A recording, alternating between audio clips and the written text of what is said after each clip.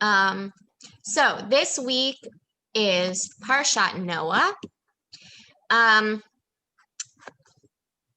assume everybody has a pretty basic working understanding of this parsha. It's one of the famous ones, So Noah, God tells Noah that God's going to destroy the earth, destroy all life with a flood, and but that God wants to save Noah's lineage, and that Noah's job is to protect the animals so that there will be life again after the flood. So first, in chapter 6, God says, "You shall take 2 of each animal into the ark to keep alive with you, male and female, birds of every kind, cattle of every kind of creeping thing, etc. Anything that is eaten, store away." Then in chapter 7, God sort of repeats this. Oh, my headphones are going to die. Okay. God sort of repeats this commandment, but this time God says 7 pairs of every animal that is clean, and 2, this is sort of unclear, 2 pairs or 2 animals of the unclean. What's interesting, there's 2 things that I think are interesting about this. First of all, that God just said 2 of every animal, and now he's saying 7 pairs. And also, and that like in the sort of colloquial understandings or like cultural memory of the parsha, we just stick with the 2 by 2, and people forget about the 7 by 7. But the more like theologically or like Jewishly interesting factor is that hold on, can you hear me still? Yes. Okay, my battery died, so my headphones. So how will you hear us? So I need to make sure. Yeah. Okay. So what was I saying? Oh, the more theologically or Jewishly complicated piece of this is that kashrut laws haven't been given yet. So how does Noah know what's clean and unclean? And there's no further explanation of this. That's just all he gets, clean and unclean. So that's interesting. Then we get the rain, the flood comes.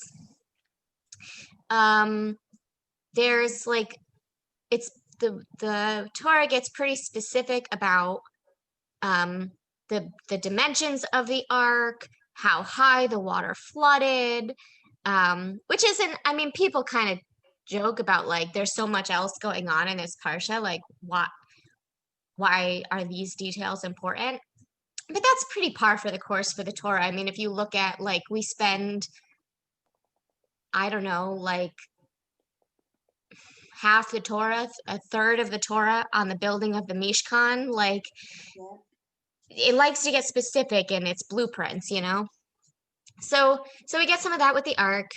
And then when the rain stops and the ark comes to rest on the top of the mountain of Mount Ararat, God first sends out a raven, which doesn't come back. It says the raven went to and fro until the waters had dried up from the earth.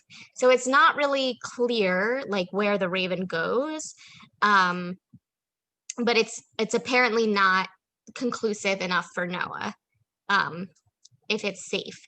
So then he sends out the dove, and the dove comes back, and it's clear that the dove couldn't find any significant land. So Noah waits a little while longer and sends out the dove again. And then the dove comes back with the olive leaf, and that's how Noah knows it's safe to disembark. So that's sort of the beginning of the olive branch being a symbol of hope and peace. And then after another week passes and whatever, and then Noah does come out of the ark and makes an offering to God. Again, like, this is something we see pretty consistently through Genesis, where just when they're moved to, our patriarchs will make a sacrifice, but since the laws of sacrifice aren't given for quite some time, like, how do they know that that's going to be acceptable or pleasing, except that it's what other people did. Like, sacrifices were just a normal part of worshiping gods back then. But in Genesis, God says, I give you all of the plants to eat. And there's midrash that one of the things that's like so violent in Noah's generation, that's the reason God wants to destroy the earth, is that people have started eating meat and eating meat in very grotesque ways. And so after the flood is when God says, okay, now you can eat meat. Like, I officially sanction it, but here are some rules. And it's still before full kashrut, but things like don't rip a limb off a living animal, and don't eat blood, come from this section. So, but hasn't happened yet. Like, it comes with the rainbow in, like, in the next chapter. So this, like, I don't know, it's just, if they're not supposed to eat meat yet, and like Noah hasn't gotten this express sanction to kill an animal, why is that? Like, why does he do it for God? You know what I mean? Like, the order here feels off. So he kills the animal, and then at the end of chapter 8, and then chapter 9 says, okay, be fertile and multiply. All right, you are going to be top predator, and any creature that lives shall be yours to eat, but no eating of flesh with the lifeblood. So, and then this top of chapter 9 is where a lot of, if you're familiar with the Noahide movement, which is like a sect of, or I shouldn't say sect, they can exist in any denomination, but it's people who feel called to observe certain Old Testament laws in addition to being Christian or whatever, like being non-Jewish. And there's like a considerable discussion of what those laws are in the Talmud. So there's just like 613 thing, the rabbis all agree there are 7 Noahide laws, but they don't agree on what those 7 are. But they all come from basically this section in chapter 9. My computer just scrolled up. Let me go back. So like, they all agree that not murdering is one of them. Remember, this is long before the 10 Commandments, but God says, whoever sheds the blood of man, by man shall his blood be shed. So from there we get, like, don't kill another human. So that's one that pretty much all of the rabbis agree on. But then some of this other stuff about, like, eating meat with the blood, and there's speculation about one of the seven is like related to sexual morality, which doesn't really come up so much in this right here, but it sort of kind of comes up a little bit at the end of Noah's story. We'll get there in a minute. So after this covenant is established with Noah, then God creates the rainbow, and there's a really beautiful midrash of like, so it's a bow, right? But it's facing, I mean, rarely do you actually see a perfect arch of a rainbow, but theoretically, it's a bow and it's facing up. So like if it were like an arrow bow, it's shooting into the heavens, not onto earth. So it's a sign of God's commitment that like, I will never flood the earth again. And if I go back on this promise, like, may I strike myself down. So that's the significance of that shape, and why the rainbow is the sign of the covenant that between God and Noah. Okay, so then they establish, they start to rebuild humanity. They plant a vineyard. Then Noah gets drunk by himself on his own wine out in the vineyard. And his sons, this is I don't know, I'm troubled by, I've always been sort of troubled by this section, and there's lots of midrash to help explain it, and like, there are ways to get comfortable with it, but on its basic level, he's in his own tent, and his son walks in on him, and because of this, he's punished.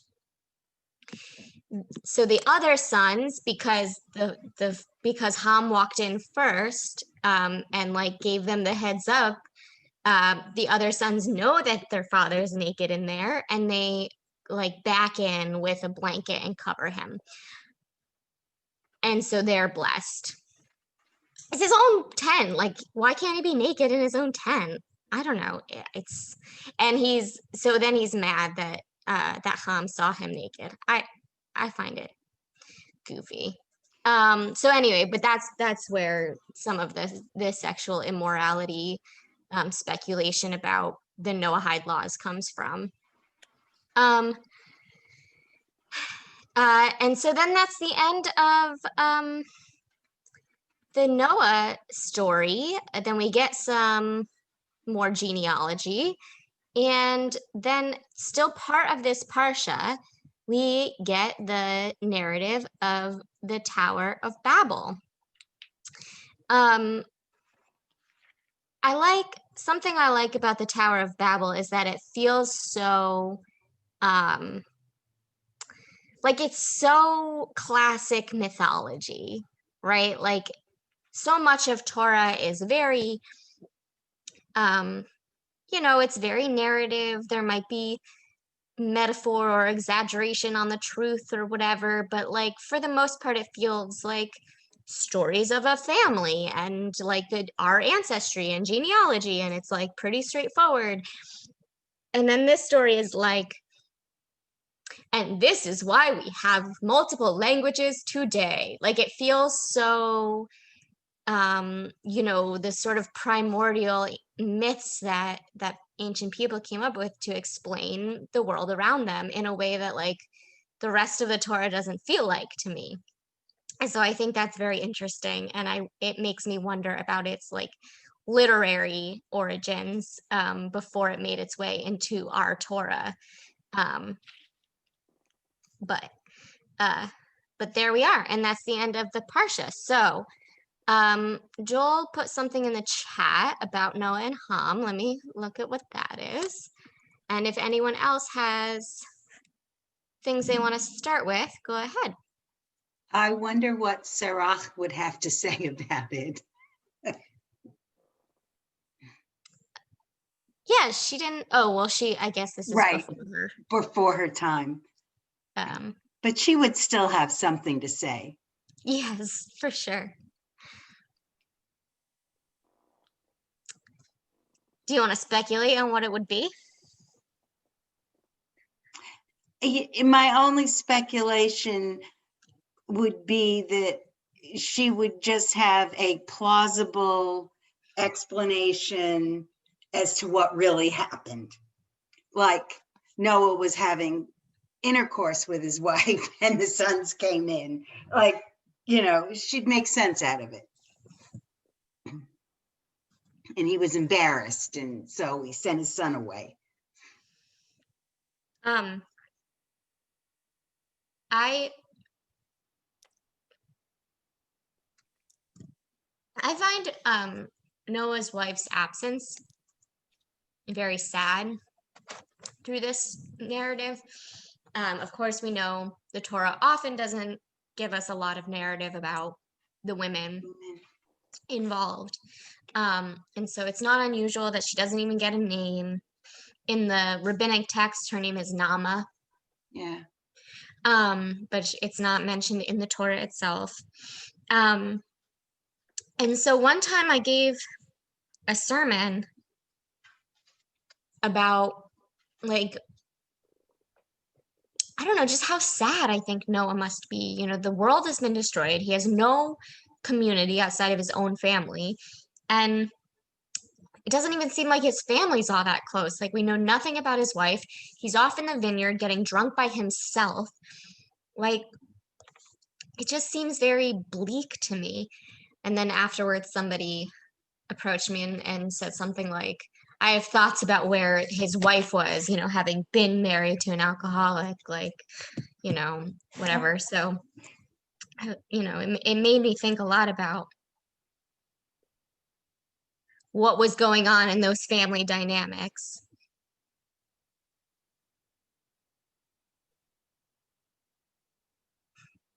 Well, doesn't Noah express some regret about being a part of the destruction of much of the world? Not in the Torah. He we can assume that based on the fact that his first action once he's off the boat is to get drunk. Like, he's clearly dealing with some trauma. But Noah doesn't really say anything, like, at all. Which is why he's not, why Abraham is regarded as the first Jew and not Noah, because, Noah doesn't argue. He doesn't engage with God. Well, last week we talked a little bit about how the expulsion from Eden is so significant in creating humanity that it's only after God is, only after they eat the fruit of knowledge of good and evil and are expelled that they can, like, fully interact with God and engage with God. And so it's like kind of a waste that Noah doesn't do that, that he's like the only decent human in his generation. And even he is just like a blank slate. Like, there's nothing particularly good about him. He's just not evil. The one of the most famous midrashim, or like pieces of commentary on this portion, is in the beginning of the portion. It says Noah was a righteous man in his generation. And so the rabbis say, like, does that mean he was righteous compared to all of the evil people in his generation, or does it mean that he was righteous even in his generation, and if he had lived among better people, he, like, all the more so he could have, been, if he wasn't being dragged down by these people around him, like, imagine how righteous he could have even been. So, but um, I think Noah's such a lump. Yeah, Joel. I want to throw out, whenever I come to those problems, like we didn't have the laws of kashrut yet. So what comes to mind is the expression, uh,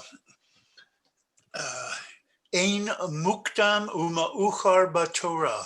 Right. There is no before and there is no after in Torah. You look at the entire Torah and it looks like it's out of chronological order. Don't even worry about it. Okay. Now, what else comes to mind is a Rabbi Dr. Jeremy Morrison. And I don't know if he has any proof of this, but he believes that at the time a lot of this was written, of course, it was written long after the events that it describes. For Right. example, Deuteronomy was written most likely during the time of Josiah. Mm-hmm. Okay, 550 BC. So, they're describing events for maybe 700 years before that, 400 years before. So, what Rabbi Morrison says is it could be that the stories were written actually at the same time or even after the acts were being done. In other words, they're already following kashrut. We have to write a story. Let's kind of put it back there. And I threw one more thing into the chat, which has really stuck with me recently. And I'm, of course, very interested in language. Okay. Oh, by the way, about uh,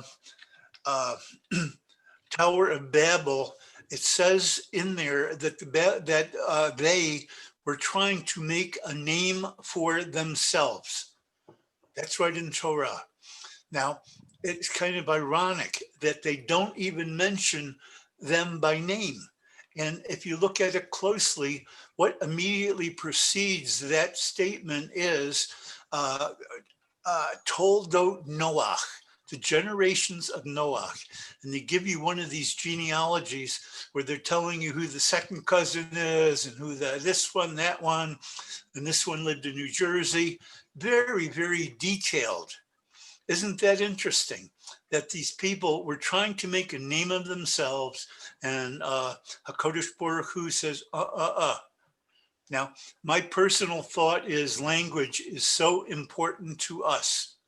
And I think that's one of the central themes of Torah. It's really telling us, let's pay very close attention to the written language. Yeah. Of course, written language, they didn't really write down. Oral back then. Yeah, oral. But I guess as far as like the canonization and the eventual writing down of the Torah as we know it, there's something to that, to this inclusion of that. I mean, yeah, to the inclusion of this story as Well, like a proof text. the ideas can be embedded into people's subconscious minds. In Mm-hmm. other words, they're not on the tip of our tongue, but somehow we get the feeling like we just know something to be true. And years later, I found out that what I thought to be true, years later, I'm saying, oh, yes, I don't know where that came from. And this could be what history is about. This could be what Judaism is about. And of course, one of our central themes is our connection to HaKadosh Baruch Hu. And science is bearing that out today. Carl Jung would agree with you. Telling us over and over everything I learn about population genetics and the ancient DNA, it just supports Torah. And I just started with this at a very early age. And I didn't know as much, but as I've gone along in life and I've learned more, I paid attention more, I go, isn't that amazing? Isn't that amazing? Joel, could you talk? I'm very interested. The concept of ancient DNA and what you've learned and how it supports Torah. Could you talk about that a little bit? Oh, absolutely. So, of course, we have Neanderthalis, we have Denisovan, we have a lot of populations they're now extinct. I think 30,000 years ago was the end for Neanderthal.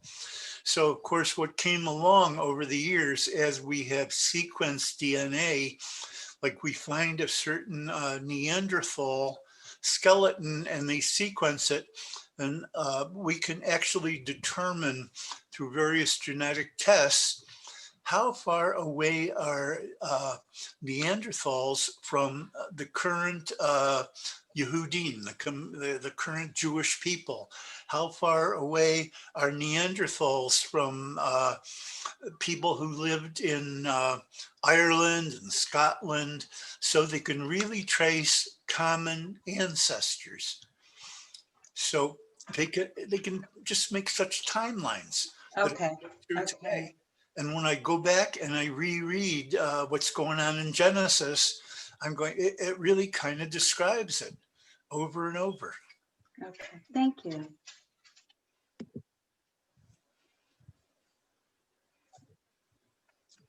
So I looked at this piece from Sanhedrin that Joel put in the chat just for others who maybe didn't see it. And so it makes the claim that the reason Ham is so punished isn't just that he saw his father naked, but that he did something terrible to him. So one rabbi says that Ham castrated Noah, and one says that Ham sodomized Noah. I don't find this proof text for the sodomy claim compelling. Like it makes the comparison with the story of Dinah when Shechem, son of Hamor, saw her, took her, lay with her, and afflicted her. And so it's drawing on the fact that the first verb is saw, just like Ham saw his father's nakedness. But the story of Dinah is really dependent on that staccato sequence of verbs. To understand the rape is you have to tune into each of those verbs together because there was no ancient word for rape. So it was each of those things in its sequence. So saw by itself, I don't think that parallel holds. The castration one is interesting. It says, so no, Ham is cursed to his fourth son, which comes to teach us that Ham withdrew Noah's ability to have a fourth son, right? Because he already had three, and then he couldn't have a fourth one after what Ham did. And so I like that one a little more. I think that clicks for me, like literally, is that the word I want? Like in terms of literature parallels. Yeah, anyway, so that's interesting. I don't think I knew that midrash before.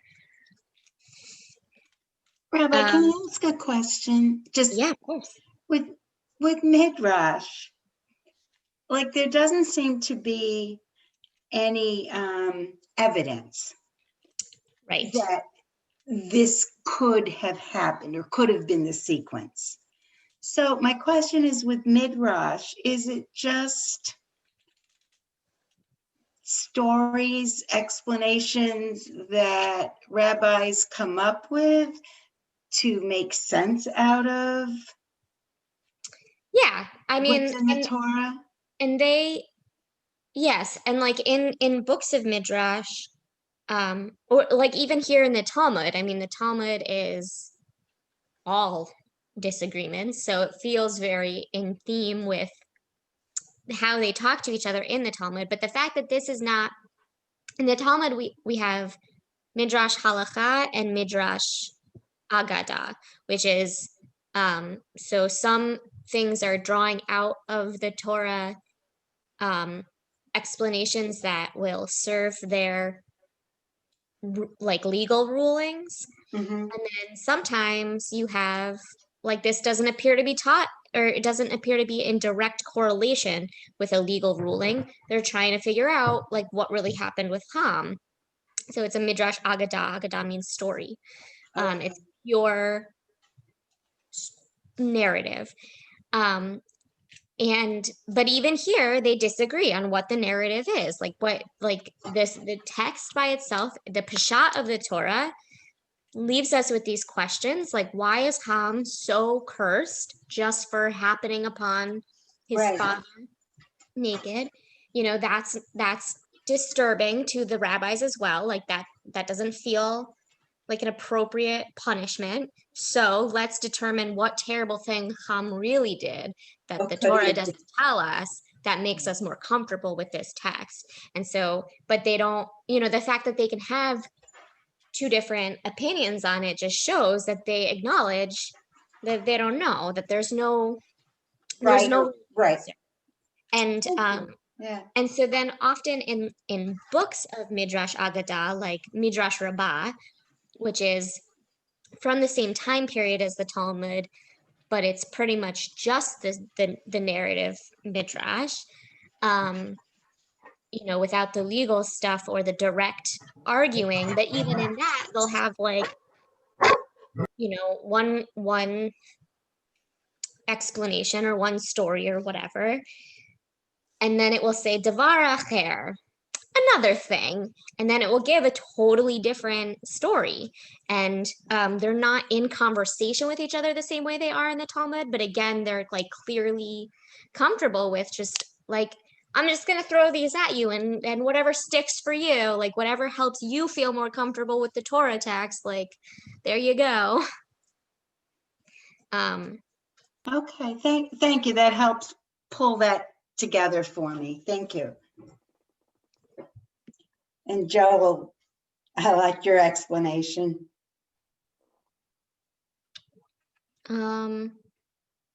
Expresses a theme. Yeah, David. I was wondering if the reason Ham got the curse rather than the blessing was that he discovers his father naked and goes and tells his brothers instead of covering his father. I mean, if it was an inappropriate thing for his father to do, maybe he had the door of his tent wide open and he walked by and couldn't help seeing it. The natural thing would be to go and cover him. Say, you know, can't have my father just lying here exposed. But he didn't. He went and told his brothers. And then they went to some trouble not to look on their father being naked and to cover him. And it was just, it seemed to me, a real lack of respect on the part of Ham and very great respect by his brothers. That's what I was thinking. Yeah, that's a compelling argument. I like that.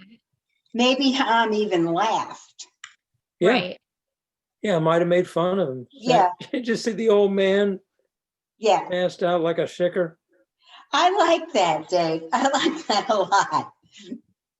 But it would certainly explain a curse, and the curse continuing not just for him, but to Canaan or Canaan. Yeah. And if Noah was so righteous, I don't think it was a very nice thing to do. Yeah. Could I turn that around, David? Sure. At a certain time, remember, we had two people we were not getting along with well at all. One were the Mitzrayim, people from Egypt. Mm-hmm. The second one were the Canaanites. We're about to take over their land.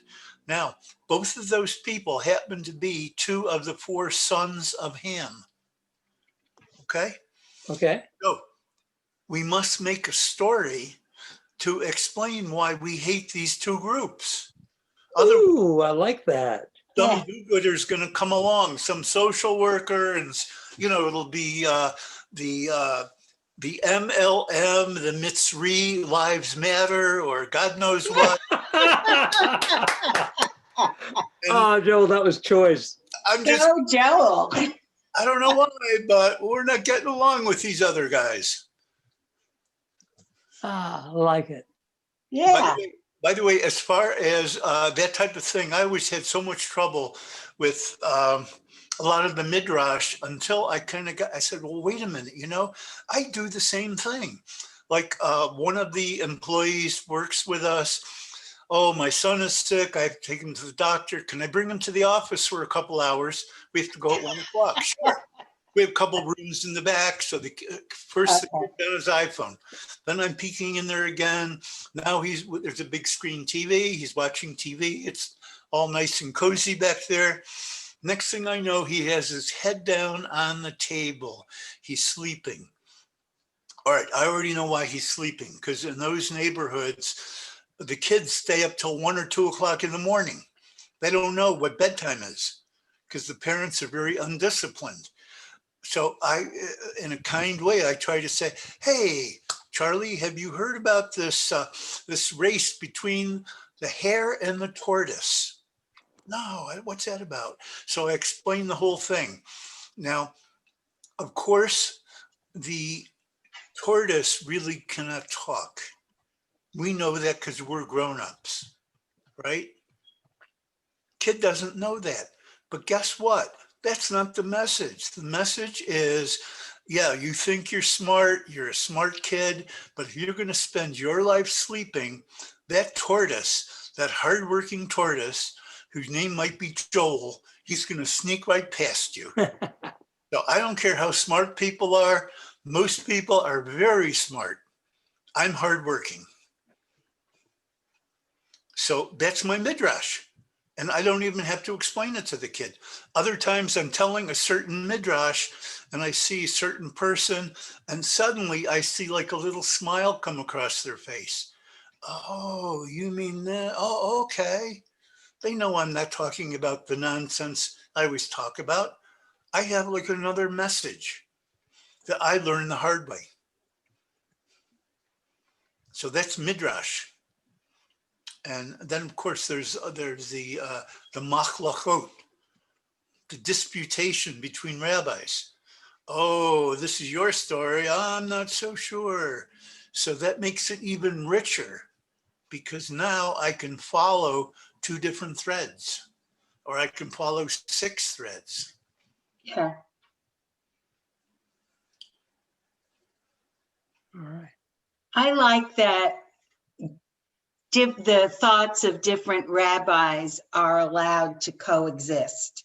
And there wasn't a need to just have one explanation. Now, I don't think they have that in the Koran. Okay, from Okay. time to time, I like to look at the Koran, talking about Moses, whatever, because there's a lot of very rich stuff there. And of course, they have all the rulings, but it's nothing like ours. Ours is so tight and so constructed, and you can follow it so clearly. And there's someone just comes up with something, and I don't know where it's coming from. Same in Hinduism, in the Bhagavad Gita. In Gujarat, there's one of the provinces on the western edge of India. It's called Gujarati. 200 million people. And if you go to a restaurant there, you cannot find a restaurant that will serve onion or garlic. And I was always puzzled by that. Why? What's with onion and garlic? Sure enough, go to Bhagavad Gita, you can look it up, just like we do. But they don't have any big discussion about it. So look how rich ours is. Yep.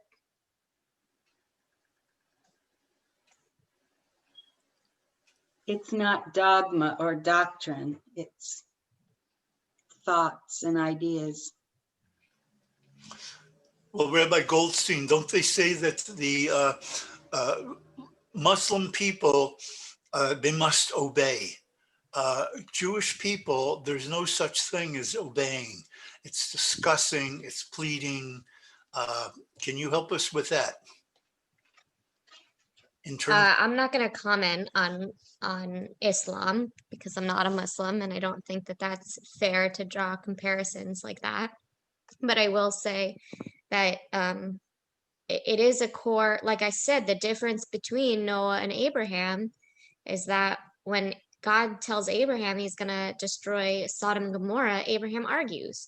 When God tells Noah he's going to destroy the world, Noah says literally nothing in the whole parsha. And that's not Jewish. It is about struggling and seeking deeper meaning and seeking like moral consistency. And then of course, like we see that in our father Jacob, whose name is changed to Israel because he literally wrestles with the angel, and that's what Israel means, wrestling with God. And so it's, there are more dogmatic communities within Jews. Every religious community has its strain of extremism, but as a general rule, Jews, that's what it means to be Jewish, is to struggle and to wrestle and to argue we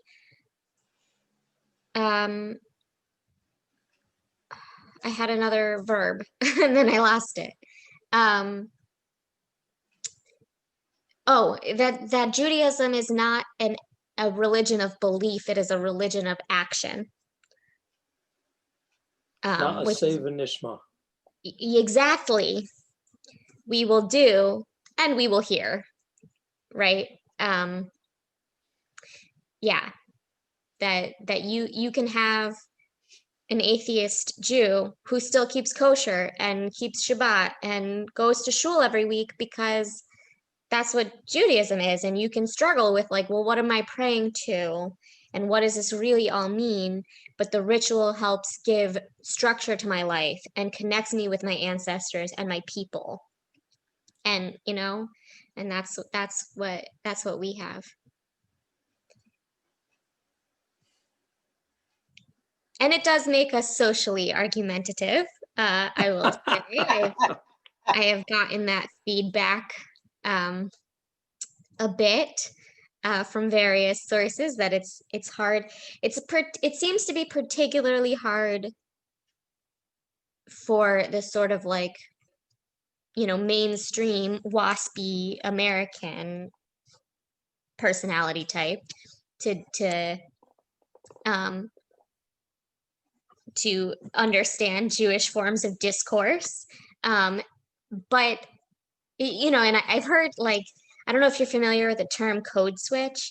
It's like it's a term that comes out of Black communities, particularly where, to talk about the need to like change how they speak or how they present themselves in, within their own neighborhoods or like in school, in predominantly white schools, and like how they talk at home would be seen as uneducated and how they have to like switch how they, Yeah. Oh, okay.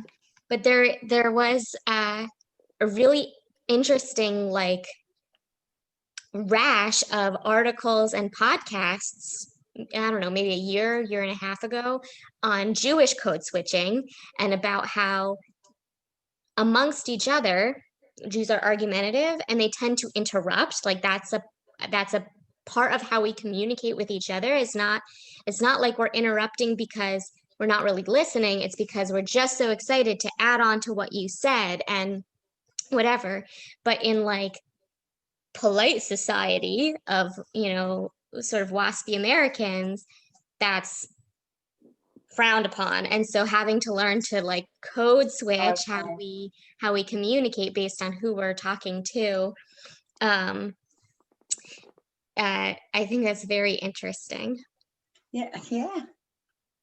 What's socially accepted ways of behaving Yeah. in your home and out. Right.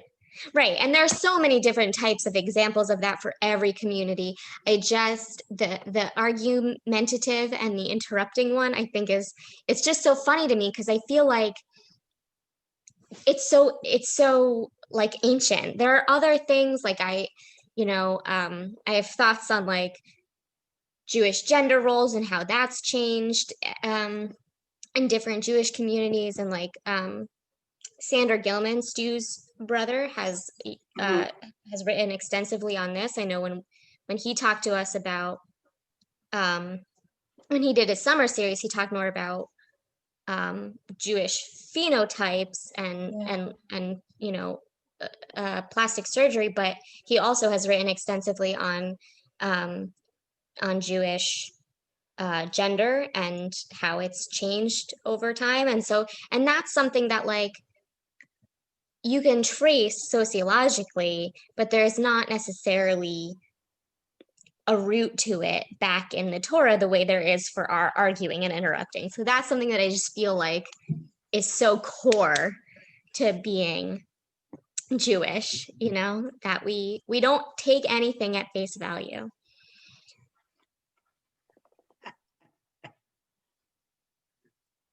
One time I was out with a bunch of friends from high school, like relatively recently, a couple of years ago, but a bunch of friends from high school, and one of them said that he always felt like in high school like we didn't really like him, and my best friend goes, Scott, Liz is Jewish and I'm mean. We wouldn't be nice to you if we didn't like you.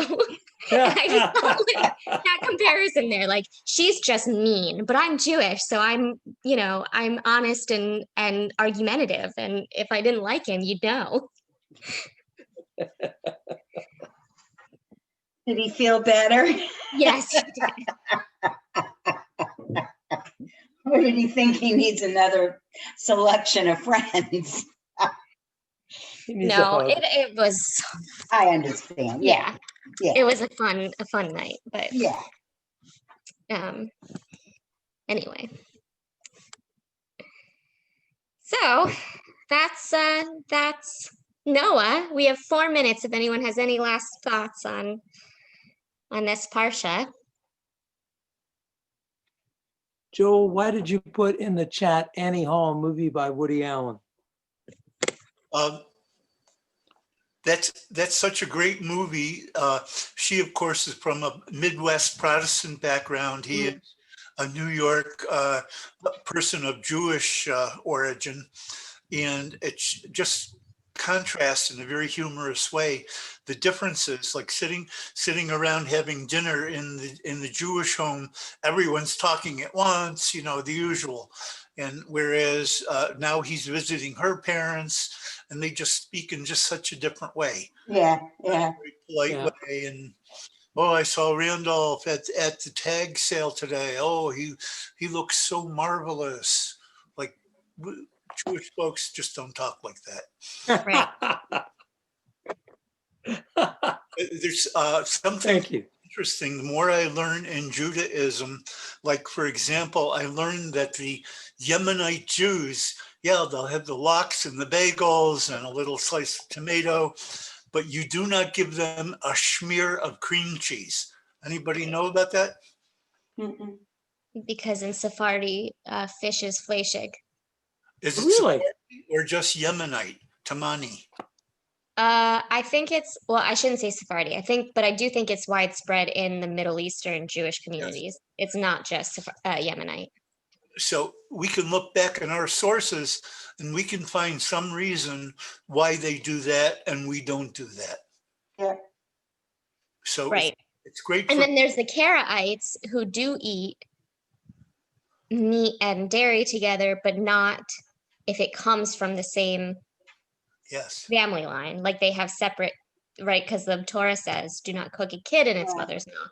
So they'll have a goat cheeseburger. Goat cheese and beef burger. Like, so there's Plus, they do not listen to any rabbis ever. Am I right? Right. I mean, that's true. They have no Talmud. What? The What was that? Karaites don't believe in Talmud. They don't Really? believe in rabbi, Or rabbinic. rabbis. Yeah, they believe themselves to be Torah literalists, which is impossible. I mean, they have their own set of what's basically Talmud. They have their own set of post-biblical writings and explanations, but you know, Karaites. yeah, they're mostly Egyptian. Yeah, I'm Um, not familiar they with them. were It's they 30 were also- contemporaries with the Pharisees and Sadducees, the like late temple, early rabbinic era. They lived in the land of Israel. But they've become very fringe and they're mostly based out of Egypt. There are some American communities too, but they're ethnically Egyptian Jews. Huh. Well, thank you. That's something for me to go look up and find out about. David, the source word, the root word is kara, meaning Oh, from Korach? karaite, All right. to read, or Yeah. With an like- aleph, not a chet. call out. So in other words, no interpretation, no mafarashim, no rabbinic interpretation, Yeah. All no right. targum, no interpretation, Right. targumim. All right. So this is lovely. We will meet again next week for Lech Lecha. Oh, good. Have a good afternoon, everyone. Thank I you. I know Have the a song. wonderful What can I week. say? Thank you.